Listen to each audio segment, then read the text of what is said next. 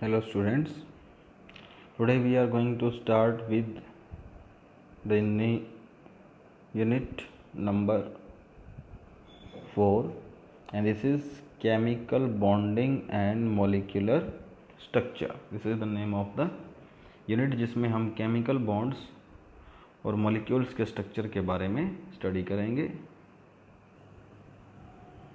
So now here is the definition of a chemical bond. First of all, the attractive force which keeps atoms, ions or molecules etc. together.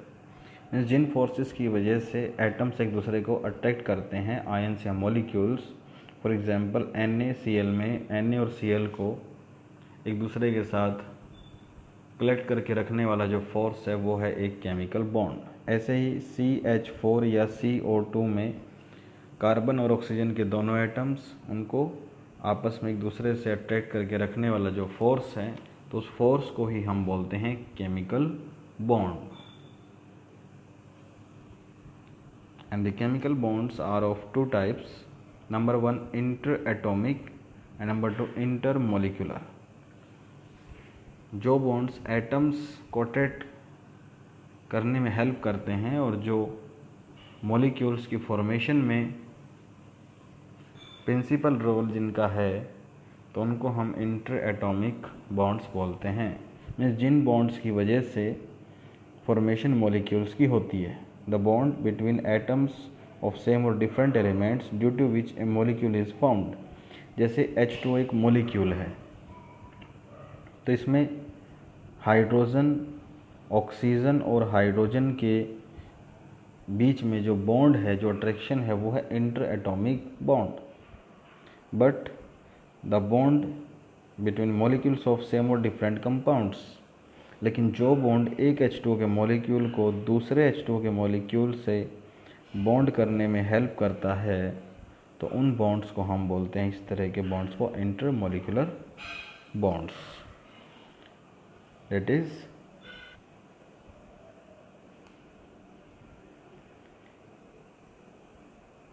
This is the diagram जिसके अंदर हम इसको मानते हैं एक molecule H2O का, जिसमें है ऑक्सीजन, हाइड्रोजन एंड हाइड्रोजन. तो यहाँ पर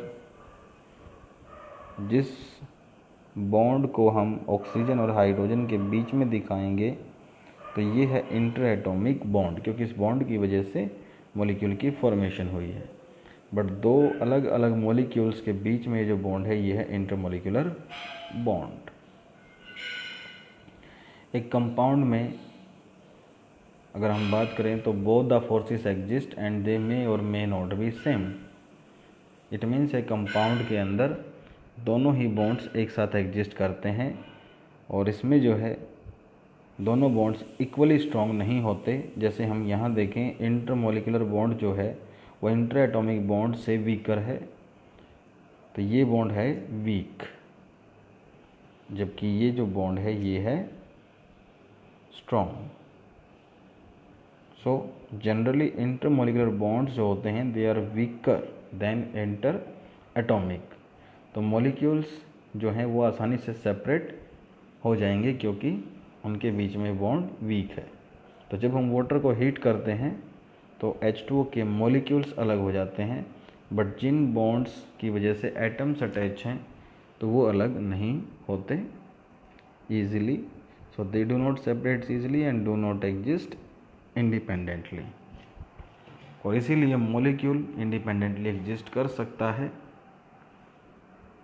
due to strong bond between the atoms.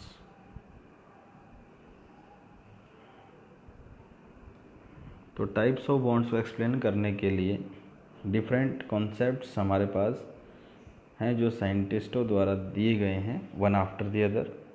तो इसमें हम इंटर एटॉमिक और इंटर मोलिकुलर बॉन्ड्स को एक एक करके स्टडी करेंगे. तो इंटर एटॉमिक के लिए मीन्स बॉन्ड्स बिटवीन एटम्स के लिए 4 इम्पोर्टेंट कॉन्सेप्ट्स दिए गए हैं, जिसमें फर्स्ट है कोसल एंड लेविस कॉन्सेप्ट, जो आया 1916 में. उसके बाद है VSEPR थ्योरी, जो आई 1940 में. और थर्ड है वैलेंस बॉन्ड थ्योरी, जो कि 1927 में आई थी, बट इसको हम थर्ड पॉइंट पर इस सेकंड थ्योरी के बाद पढ़ेंगे, because third is more important, and fourth is molecular orbital theory जो आई 1932 में। तो इसमें से जो कोसल एंड लेविस कॉन्सेप्ट है, इसको हम इन शॉर्ट ऑक्टेट रूल बोलते हैं, जो कि लोअर क्लास में काफ़ी बताया जाता है। इन 1916 कोसल एंड लेविस दोनों ने मिलकर ऑक्टेट रूल दिया और इन्होंने कहा था the various atoms combines with each other to complete their octet. Means जो एटम्स एक दूसरे से कंबाइन करते हैं तो उसका जो रीज़न है वो है कि उनको ज़रूरत है 8 electrons in outer most shell, जिसको हम ऑक्टेट बोलते हैं। एटम्स को आउटर मोस्ट शेल में 8 इलेक्ट्रॉन्स की ज़रूरत है और उस ज़रूरत को पूरा करने के लिए वो कंबाइन करते हैं। या फिर कुछ एटम्स में डुप्लेट ही काफ़ी होता है, जैसे कि हाइड्रोजन, यानी कि 2 electrons in outer most shell.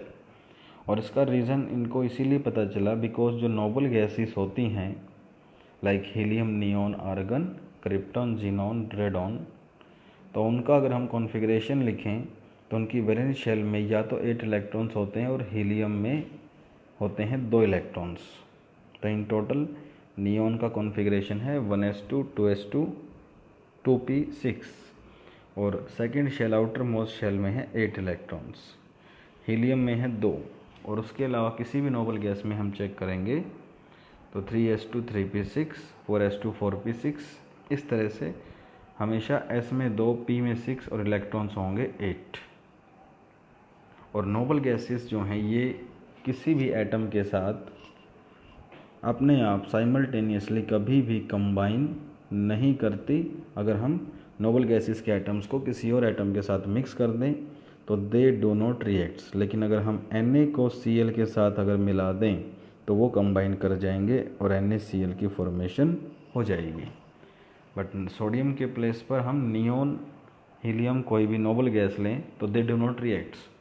तो इससे जो है ये कंक्लूज़न है कि नोबल गैसेस जो हैं वो हैं स्टेबल और इसलिए उनको बॉन्डिंग की ज़रूरत नहीं है, और स्टेबल इसलिए हैं because they have 8 electrons in their outer most shell. और जो बाकी एटम्स हैं वो नोबल गैसेस की जैसे स्टेबल बनने के लिए बॉन्डिंग करते हैं।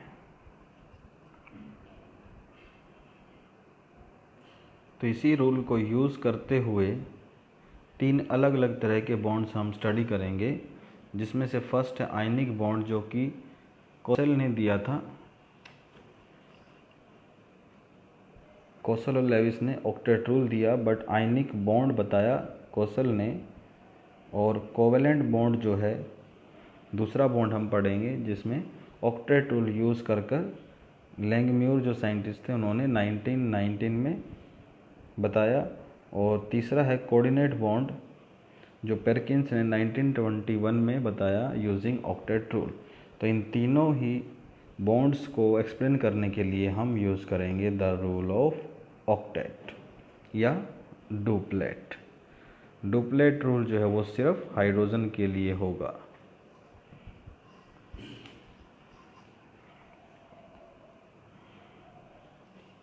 So all these bonds are formed according to octet rule but using different methods in different molecules. So let us see one by one.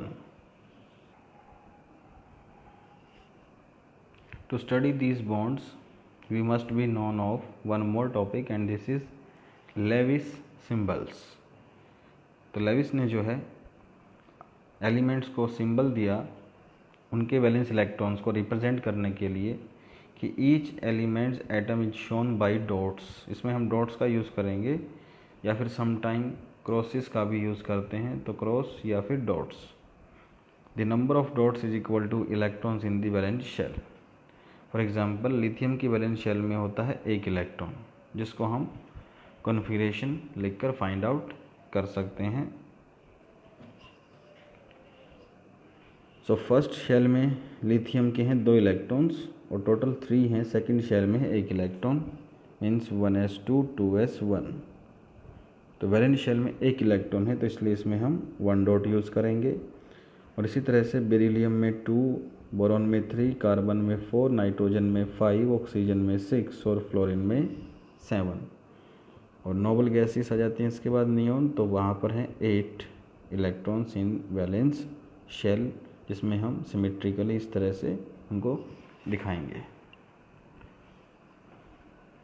So these are the Lewis symbols. So now this is the very first type of bond called ionic bond.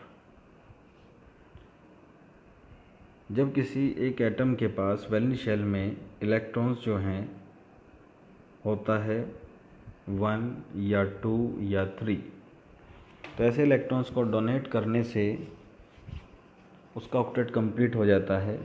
For example अगर हम sodium की बात करते हैं तो sodium का configuration है 1s2, 2s2, 2p6 and 3s1, तो जिससे कि फर्स्ट शेल में है 2 इलेक्ट्रॉन, सेकंड में है 8 और थर्ड में है 1, तो इसको हमने लिखा 2, 8 एंड 1। अगर सोडियम का एक इलेक्ट्रॉन इस शेल से रिमूव हो जाए तो इसकी आउटर मोस्ट शेल होगी सेकंड, जिसमें बचेंगे 8 इलेक्ट्रॉन्स। तो जब सोडियम क्लोरीन के साथ कंबाइन करने की कोशिश करता है तो क्लोरीन का कॉन्फ़िगरेशन हम लिखकर देखेंगे अकॉर्डिंग टू फार्मूला और rules 1s2, 2s2, 2p6 and 3s2, 3p5। तो फर्स्ट शेल में है 2 इलेक्ट्रॉन्स, सेकंड में है 2 and 6 8 और थर्ड में है 2 and 5 इक्वल टू 7। तो कॉन्फ़िगरेशन है 2, 8 एंड 7। तो जब सोडियम अपना एक इलेक्ट्रॉन क्लोरीन को दे देगा तो उससे सोडियम हो जाएगा Na पॉजिटिव, क्लोरीन हो जाएगा Cl नेगेटिव और कॉन्फ़िगरेशन हो जाएगा 2, 8 सोडियम के लिए और Cl के लिए 2, 8, 8।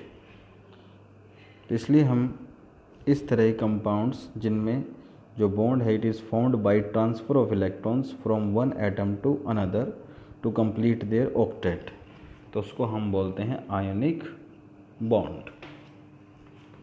और यहाँ पर जो रीज़न है वो ये है फिर से कि ऐसा करने से सोडियम का और क्लोरीन का दोनों का ऑक्टेट कंप्लीट हो गया है और दोनों पर चार्ज आ गया है, तो इसीलिए they will attract each other due to electrostatic force.